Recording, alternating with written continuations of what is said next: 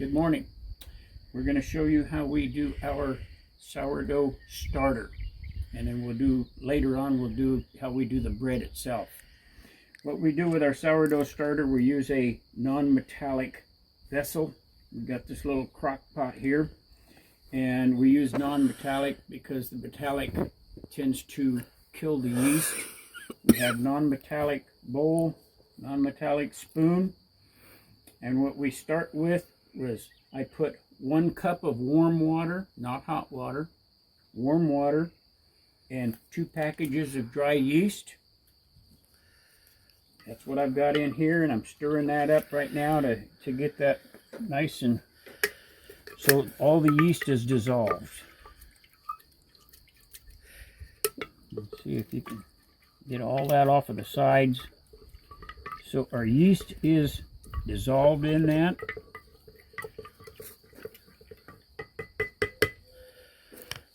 Then we add our salt, 1/4 teaspoon of salt.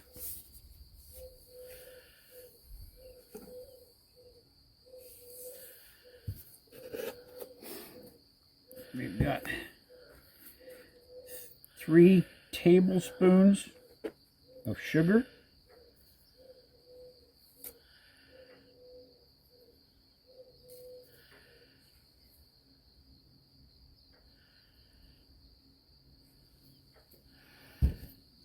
Get that stirred up a little bit. Doesn't take too much to dissolve that sugar. Then we do 1 cup of flour.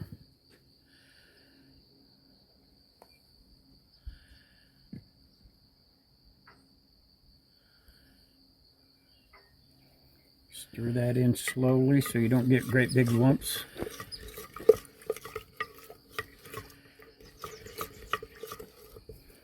Now, if you have lumps, while this thing proofs, because it's going to swell up a whole bunch and everything. It'll bubble up and break a lot of it down.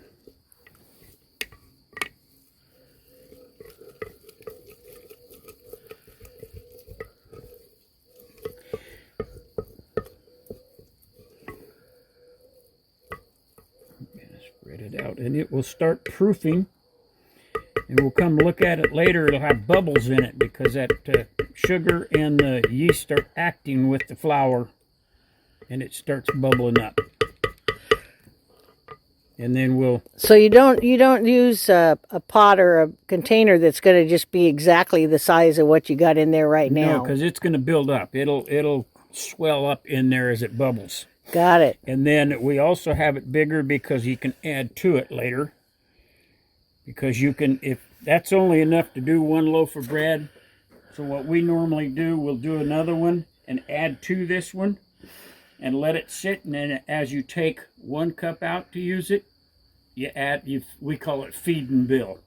Got it. And we add to it again, so you always have enough, and whatever you take out, you mix that much back in again. So when you go to feed it after you've used some of it, what do you put in it? You don't put any more yeast in, is that correct? No more yeast. You add water, flour, and sugar. The same measurements as the first? Same measurements you did as you take out a cup and you put a cup back in again. Okay. Yeah.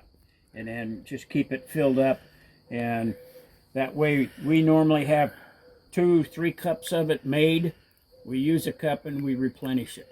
Okay. And then we either cover it with a towel to let it rise for a couple of days, or this lid, since it doesn't seal tight. It doesn't have a seal lid, so it's loose, so a little bit of air can go in there because it builds up. Actually, it starts bubbling. It builds up pressure in there, so you don't want it in a seal because that kind of keeps the expansion down. Got it.